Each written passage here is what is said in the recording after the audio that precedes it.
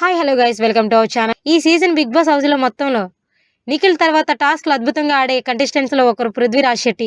ఈ సీజన్ మొత్తం ఇప్పటి వరకు 12 వారాలు పూర్తయితే 10 వారాలు నాన్ స్టాప్ గా నామినేషన్ లోకి వచ్చి సేవ్ అయిన ఏకైక కంటెస్టెంట్ పృథ్వీ మాత్రమే. కోపం వచ్చినప్పుడు ఆవేశంతో రౌడీలాగా ప్రవర్తిస్తాడనే ఒకే కంప్లైంట్ తప్ప బిగ్ బాస్ హిస్టరీలోనే అసలు మాస్క్ అనేదే లేకుండా ఆడిన అతి తక్కువ మంది కంటెస్టెంట్స్ లో పృథ్వీ ఒకడని చెప్పడంలో ఎలాంటి అతిశయోక్తి లేదు. ప్రతి టాస్క్ లోని తన నుండి 100% ఇస్తాడు. టీం మొత్తాన్ని గెలిపించడంలో ప్రాణానికి పణంగా పెట్టి ఆడే గుణం ఉన్న పృథ్వీ గెలిచిన తర్వాత క్రెడిట్ తీసుకోకుండా తనకి ఎలాంటి సంబంధం లేదు అన్నట్టుగా ప్రవర్తిస్తాడు.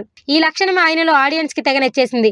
అతనిలో ఎంత అగ్రెషన్ ఉన్నా ఈ లక్షణమే ఆయనకి నామినేషన్ నుండి సేవ్ అవ్వడంలో శ్రీరామ రక్షగా నిలిచింది. ఇదంతా పక్కన పడితే ఈ వారం పృథ్వీ టాస్క్ లను బాగానే ఆడాడు కానీ జారుతూ గెలువు అనే టాస్క్ ని ఫౌల్ గేమ్ ఆడతాడు. ఈ విషయంలో నాగార్జున వైపు నుండి ఫుల్ గా కోటింగ్ పడుతుందంట. అంతేకాకుండా రెండవ టాస్క్ ని పూర్తి చేయకుండా అసహనంతో పృథ్వీ వదిలేయడం కూడా నాగార్జునకి నచ్చలేదట. నీలో ప్రేక్షకులకి నచ్చేదే ఎలాంటి కష్టం వచ్చిన టాస్క్ లను కూడా వెనుదిరగకుండా ఆడే లక్షణమే. అలాంటిది నువ్వు ఇంత చిన్న టాస్క్ ని కూడా ఆడకుండా వదిలేయడం నాకు ఏమాత్రం నచ్చలేదు. నీలో ఉన్న ఆ ఫైర్ ఏమైంది? కీలకమైన టికెట్ ఫినాల టాస్క్ లో ఇలా గివప్ ఇస్తావా అంటూ మండిపడ్డాడట. దీంతో పృథ్వీ మొట్టమొదటిసారి వీకెండ్ ఎపిసోడ్ లో కన్నీళ్లు పెట్టుకోవాల్సిన పరిస్థితి వచ్చిందంట. మరికొన్ని వీడియోస్ కోసం చూస్తూనే ఉండండి our channel. Please subscribe our YouTube channel.